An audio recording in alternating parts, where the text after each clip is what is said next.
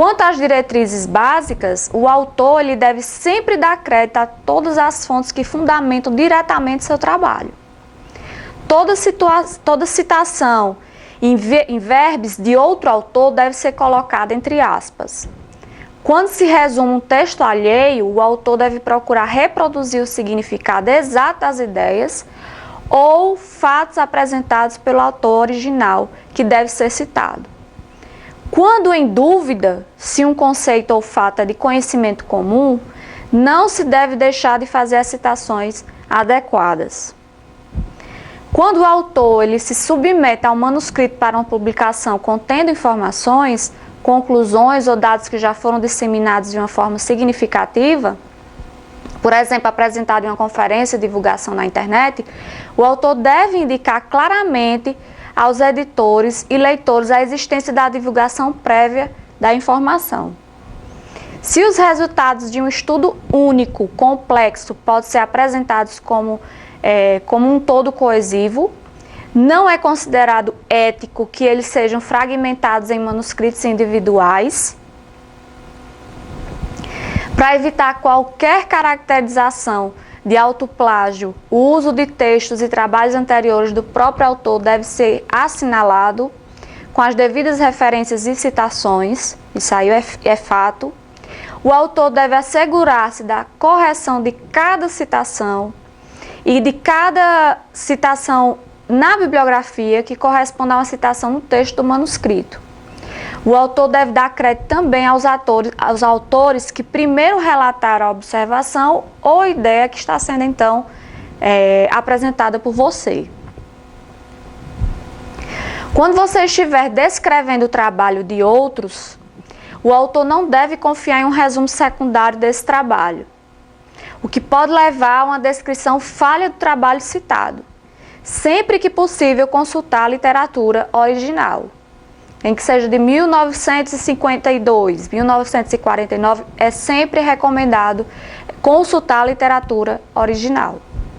Se um autor tiver necessidade de citar uma fonte secundária, digamos uma revisão, para descrever o conteúdo de uma fonte primária, exemplo de um artigo empírico de um periódico, ele deve certificar-se da sua correção e sempre indicar a fonte original da informação que está sendo relatada. A inclusão intencional de referências de relevância questionável com a finalidade de manipular fatores de impacto ou aumentar a probabilidade de aceitação do manuscrito é prática eticamente inaceitável.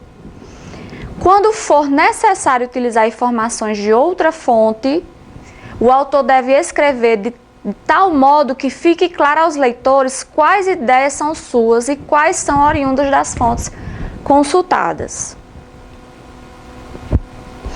O autor tem a responsabilidade ética de relatar evidências que contrariem seu ponto de vista, sempre que existirem. Ademais, as evidências usadas em apoio às suas posições devem ser metodologicamente sólidas. Quando for necessário recorrer a estudos que apresentem deficiências metodológicas, estatísticas ou outras, tais defeitos devem ser claramente apontados aos leitores. O autor tem a obrigação ética de relatar todos os aspectos do estudo que possam ser importantes para a sua reprodução, independentemente da sua pesquisa. Qualquer alteração dos resultados iniciais obtidos, como a eliminação de discrepâncias ou o uso de métodos estatísticos alternativos, deve ser claramente descrita junto com a justificativa racional para o emprego de tais procedimentos. A inclusão de autores no manuscrito deve ser discutida antes de começar a colaboração e deve ser fundamental às orientações que são, então, estabelecidas, como uma orientação, como uma coorientação, etc. Somente as pessoas que emprestaram contribuição significativa ao trabalho merecem autoria em seu manuscrito. Isso faz parte da ética. Por contribuição significativa, entende-se a realização de experimentos, participação na elaboração do planejamento experimental, análise de resultados ou elaboração do corpo do manuscrito, empréstimo de equipamentos, obtenção de financiamento ou supervisão geral, por si só não se justificam a inclusão de novos autores que não devem ser objeto de agradecimento, unicamente de agradecimento. A colaboração entre docentes e estudantes deve seguir os seguintes critérios. Os supervisores devem cuidar para que não se incluam na autoria estudantes com pequena ou nenhuma contribuição, sem excluir aqueles que que participaram de forma efetiva do trabalho. A autoria fantasma em ciência ela é eticamente inaceitável. Todos os autores de um trabalho são responsáveis pela veracidade e idoneidade do trabalho, cabendo ao primeiro autor e o autor correspondente responsável integral e aos demais autores responsabilidades pelas suas contribuições individuais. Os autores devem ser capazes de descrever, quando solicitados, a sua contribuição pessoal ao trabalho. Todo trabalho de pesquisa deve ser conduzido dentro de padrões éticos na sua execução, seja com animais ou então com seres humanos. Quanto à elegância científica, a elegância do texto científico consiste na forma rigorosa com que é tratado o assunto, especialmente no que diz respeito à clareza das definições dos termos, à precisão dos conceitos, ao rigor das divisões e das classificações dos objetos tratados e, claro, a evidência da argumentação. Ainda para a elegância científica, definições claras devem existir, divisões precisas e argumentação estruturadas dão garantia à interpretação do texto, assim como o rigor das técnicas dá garantia do processo de investigação. Então, o que é um projeto de pesquisa? Documento onde é organizada e descrita uma proposta de pesquisa com as seguintes finalidades: orientar o pesquisador durante o percurso de investigação, captar recursos financeiros, comunicar os propósitos de pesquisa para a comunidade científica. Então, o que é um bom projeto de pesquisa? Que ele seja original, que ele tenha um rigor científico, que ele atenda à elegância de um projeto de pesquisa e atenda os objetivos do edital, digamos assim, ou da chamada. E o tema de pesquisa é um assunto de um trabalho acadêmico delimitado a uma dimensão viável para a realização do trabalho. A escolha do tema é definir a linha de pesquisa. Eu trouxe aqui como exemplo, digamos assim, a obesidade. Dar preferência a um assunto que goste. O tema não deve ser amplo, como o exemplo, causas da obesidade. Delimitar no tempo e no espaço, certo? A tendência contemporânea e local. Verificar se há conhecimentos acessíveis sobre o tema e, principalmente, pensar no prazo da pesquisa. Se você só tem um ano, essa pesquisa ela tem que durar só esse ano. Se você tem 2 anos, tem que durar, então, os 2 anos. Então, é importantíssimo pensar no prazo de pesquisa. Decompor o assunto em seus aspectos fundamentais, frequências, causas específicas, consequências, tratamentos, etc. Elaborar um questionário sobre tais aspectos, destacar as perguntas ainda sem respostas, verificar aquelas que são pesquisáveis, destacar aquelas que julgar, então, mais relevantes. Então, nós temos, então, um tema. Uma vez esse tema, nós temos a revisão de literatura. Uma vez a revisão de literatura, nós temos o problema da pesquisa. Existe alguma diferença entre tema e problema de pesquisa? O problema de pesquisa é um enunciado que explicita o aspecto da realidade que se busca apreender utilizando procedimentos científicos. Ou seja, qual conhecimento científico que se busca com a pesquisa? É uma parte específica do tema que se pretende responder?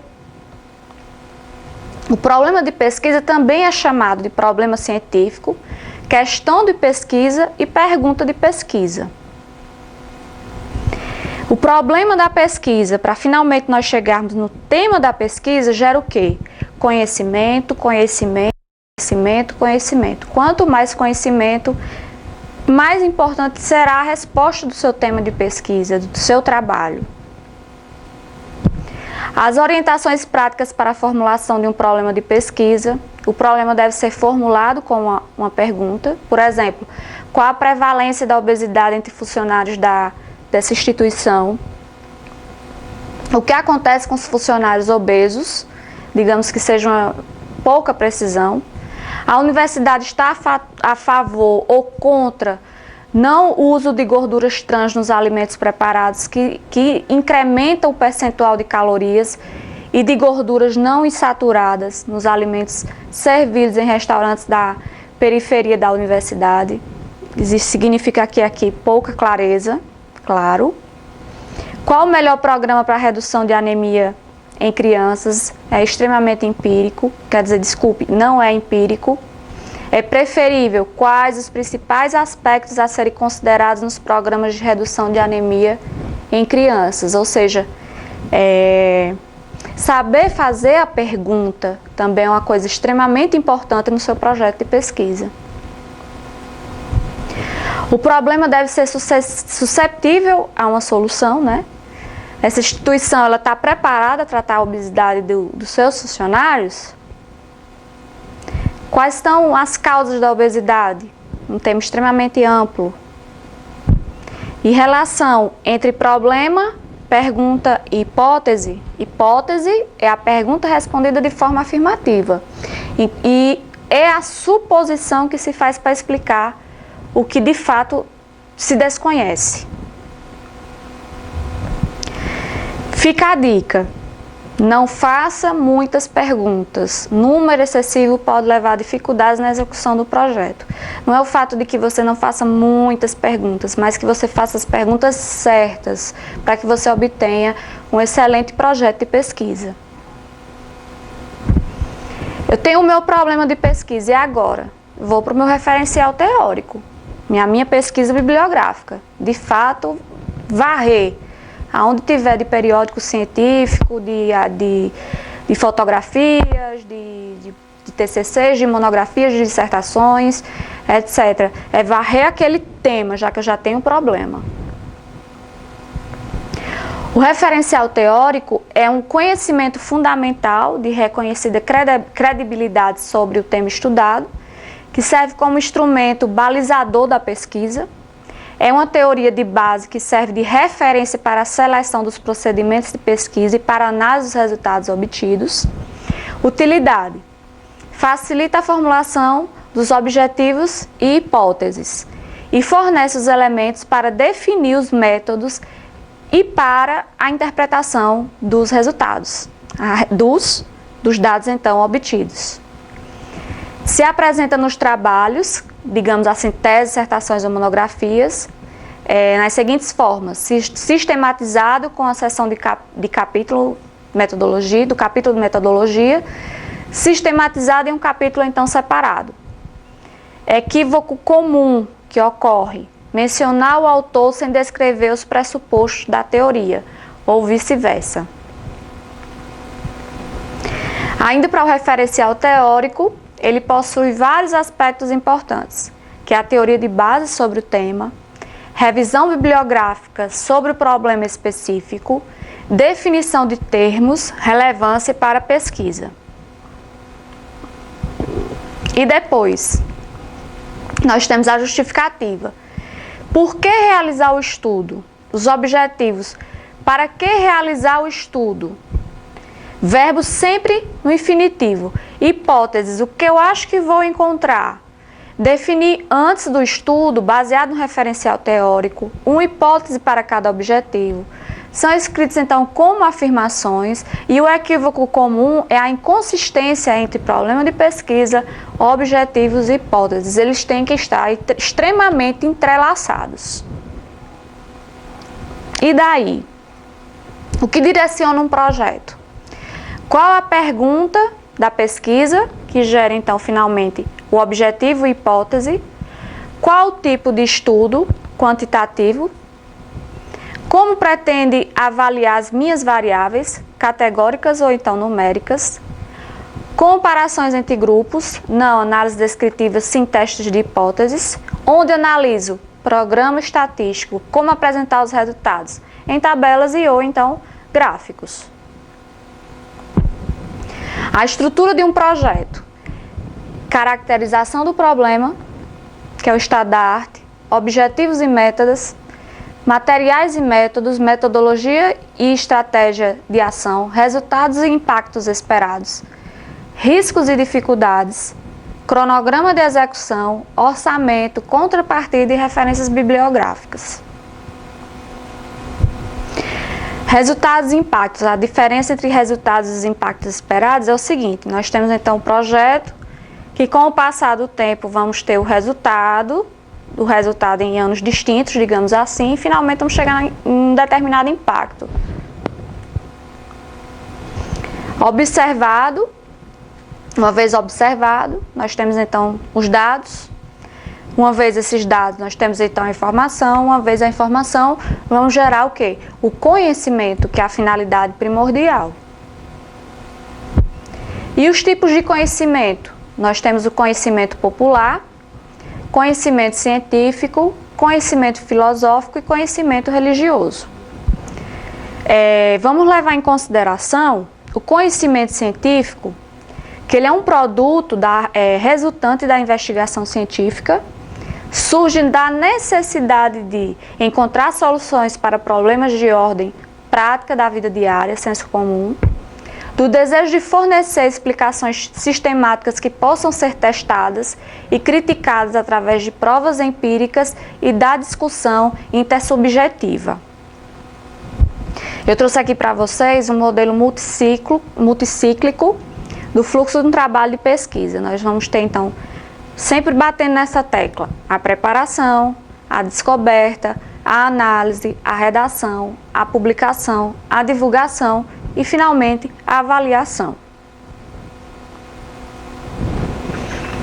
Aqui mais um fluxograma interessante. Nós temos a produção do conhecimento específico, a comunicação, a avaliação pela comunidade científica, o marketing científico, comunicação entre pares, que é a mecanização de recuperação da informação, sistema de indexação, comunicação externa, secundária, comunidade científica, fator de impacto, o impacto social e a visibilidade científica, que finalmente nós vamos gerar um ciclo que chega então no fator principal, que é a ciência, o conhecimento. Qual o papel da revisão de literatura? Gerar informações para fundamentar os conhecimentos do cientista, ajudando na construção de novas ideias, projetos, discussão, conclusões acerca dos resultados de pesquisa. Testar o grau de originalidade da pesquisa proposta. Construir conhecimento original, de modo que os artigos citados não devem representar apenas o resumo das informações de outros autores, ao contrário, devem agregar novas contribuições ao conhecimento, dando sustentação à realização da pesquisa, à metodologia utilizada, à discussão e conclusões suscitadas pelo cientista. Apresente todo o aparato teórico que deu suporte à pesquisa, que ajudou a levantar suas hipóteses e estabelecer os seus objetivos, que esclareça conhecimentos importantes, apresente, discute e posicione-se a respeito de diferentes visões ou abordagens, mostre que você conhece o que você diz sobre o assunto, discutindo questões polêmicas ou causando problemas em algumas delas, e explicite sempre seu posicionamento nessas discussões. No último parágrafo, você coloca então o objetivo e hipótese, considerar o projeto então original. Objetivos normalmente aparecem em forma de itens que começam com verbos, como eu já disse anteriormente, verificar a influência de x e em y, com base em x, propor uma tipologia de y, entre outros. As hipóteses, por sua vez, são apresentadas de forma resumida e seguidas de breves justificativas. Acredita-se que, uma vez que... O objetivo deve espelhar também o delineamento da pesquisa. Se a pesquisa é descritiva, deve ser feito um recorte de um pedaço todo para então descrevê-lo. Se testa hipótese, é necessário apresentar as ações que deverão ser desenvolvidas na pesquisa. O verbo no infinitivo, analisar, demonstrar, identificar, descrever, ajuda na redação do enunciado, apresentando de maneira mais clara o que deverá ser abordado no trabalho. Metodologia é a descrição dos métodos, etapas, processos, equipamentos e demais recursos utilizados no desenvolvimento do trabalho. Informa sobre os procedimentos metodológicos da pesquisa, ou seja, os recursos que foram utilizados para a coleta de informações na tentativa de buscar respostas do problema. Se a pesquisa for puramente bibliográfica, convém informar já de início as principais fontes e os principais autores que foram utilizados para fundamentar o assunto. Dependendo da natureza da pesquisa, esse item pode merecer um capítulo especial no desenvolvimento do trabalho. A metodologia, ela utiliza diferentes ferramentas conforme a área específica do conhecimento.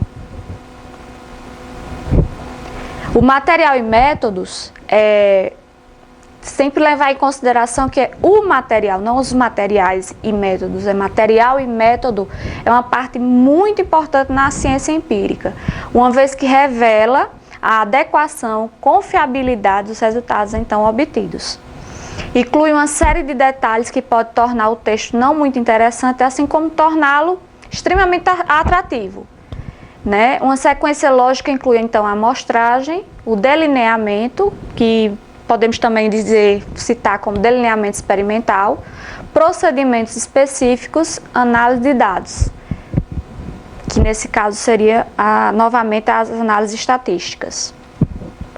Apresenta os dados em tabelas ou então gráficos, como eu falei anteriormente, seguido de reflexões teóricas sobre eles, a fim de generalizar, de tecer explicações, corroborar ou refutar as hipóteses e responder à questão proposta para a pesquisa. Verificar se os objetivos propostos para a pesquisa estão sendo devidamente contemplados. Se for o caso, propõe na discussão dos resultados uma reestruturação da teoria. Em resultados, como muito provavelmente não vai ser possível explicar tudo o que os dados mostram, nem resolver todos os problemas teóricos e empíricos, este é o momento de apresentar para o leitor os questionamentos que ainda restam e que poderão ser investigados em futuras pesquisas. A discussão é a abordagem dos resultados obtidos em relação ao estado de arte do assunto, destacando os detalhes e comparações mais relevantes. Se for o caso, citar as dificuldades encontradas no desenvolvimento da investigação. A conclusão é a partir da discussão dos resultados que conclui-se que os objetivos propostos foram então alcançados ou não. Devem constar eventuais críticas ou então sugestões. Levando em consideração as conclusões e as considerações finais, raramente chega-se realmente a conclusões muito definitivas. Por isso, em muitos casos, é melhor chamar essa seção de considerações finais e deixar a palavra conclusão para os casos em que ele realmente ocorra. Dadas as particularidades e restrições de cada pesquisa, normalmente o que obtém-se dos indícios e tendências e não conclusões. No momento do fechamento da pesquisa, retome os objetivos propostos na introdução, faça um breve resumo do que foi feito e apresente as principais conclusões ou então considerações que são consequências do que foi feito e não então tiradas do acaso. A conclusão e perspectivas. Ao final da conclusão, podem ser apresentadas perspectivas de continuidade e possibilidade de desdobramento do trabalho. Caso o projeto não tenha sido concluído, devem ser apresentadas as próximas etapas a serem desenvolvidas e descritas as perspectivas de continuidade ou desdobramento do trabalho. As referências bibliográficas é a listagem com as fontes utilizadas para a elaboração do trabalho, apresentadas em ordem alfabética, conforme norma ABNT para a citação de referências. Anexos e apêndices são pareceres de comitês de ética, leis e normas, fichas clínicas, questionários, roteiros de entrevistas, guia de observação, glossários, fluxogramas e até mesmo mapas.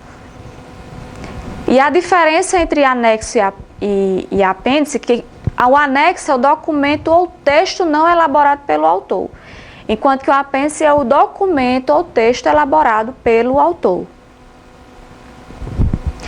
E quanto à orientação? A orientação, como eu falei anteriormente, eu trouxe aqui para vocês um artigo científico de diversos autores, como vocês podem ver, falando a tarefa de uma orientação, a tarefa de um orientador, né?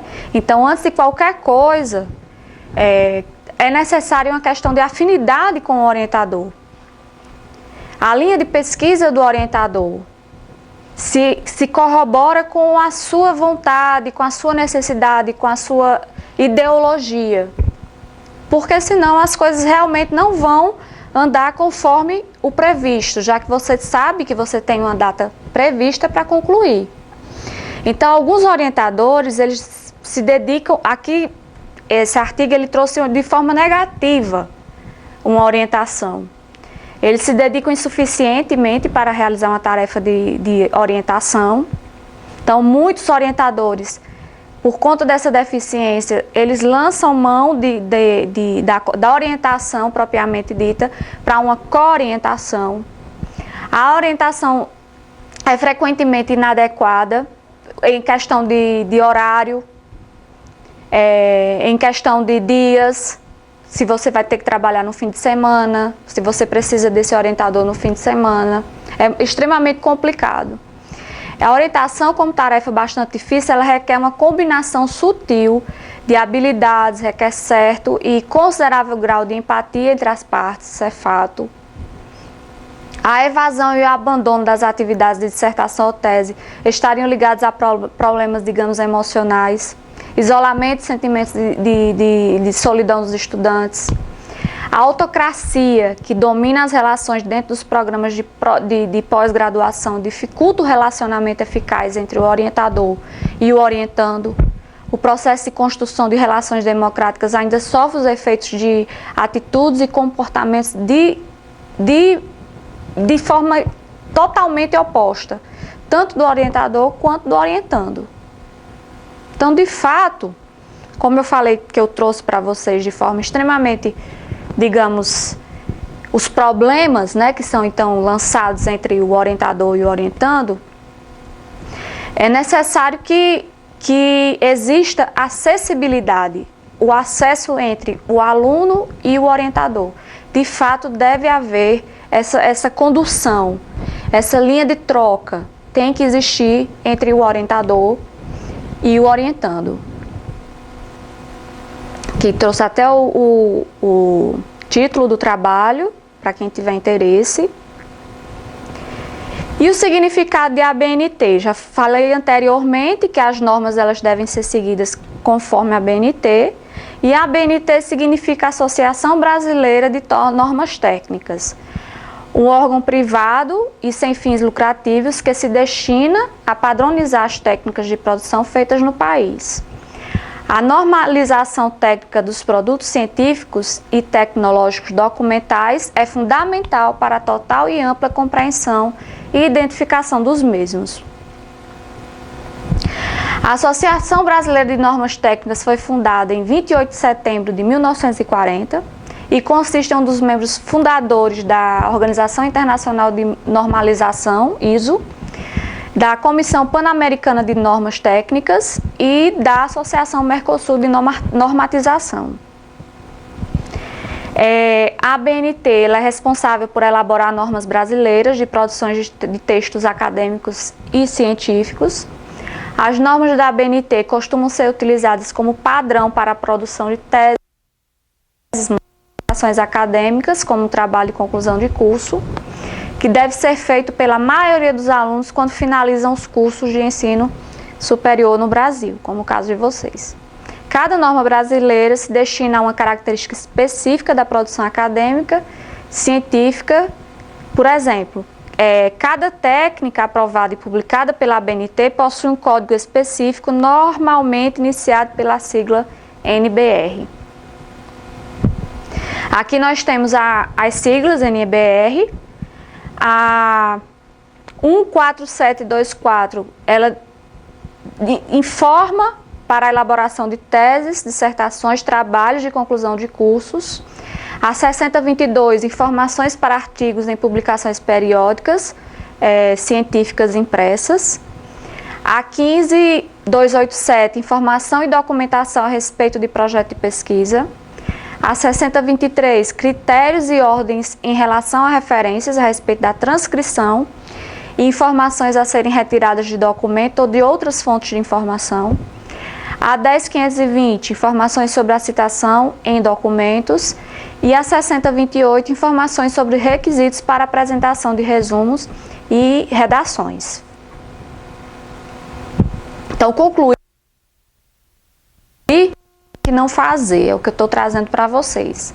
Saber comunicar é a arte de fazer o leitor entender para então finalmente poder julgar. Isso aí é extremamente importante. Se você lança mão de um tempo da sua vida para realizar um mestrado, para realizar um doutorado, e lá você tem a oportunidade de realizar um projeto de pesquisa no qual você vai inovar, ou então elucidar, ou então corroborar com já dados encontrados, nada mais justo do que seu nome seja então reconhecido.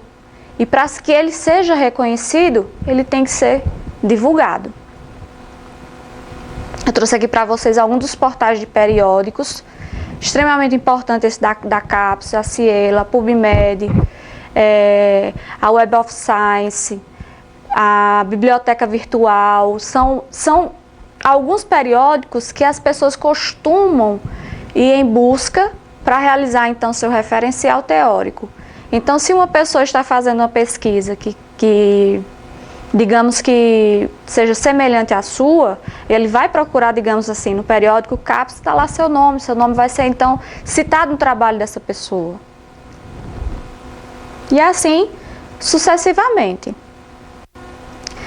Fica a dica, né?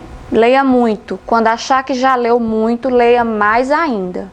Isso é fato. Quanto mais se lê, maior o conhecimento, maior a interpretação do seu trabalho, melhor a divulgação do seu trabalho, é melhor ter o trabalho com o seu orientador, você sempre passar dicas para o seu orientador, você passar indagações para o seu orientador, é extremamente importante. Isso aí pode até estreitar os laços entre o seu orientador e você.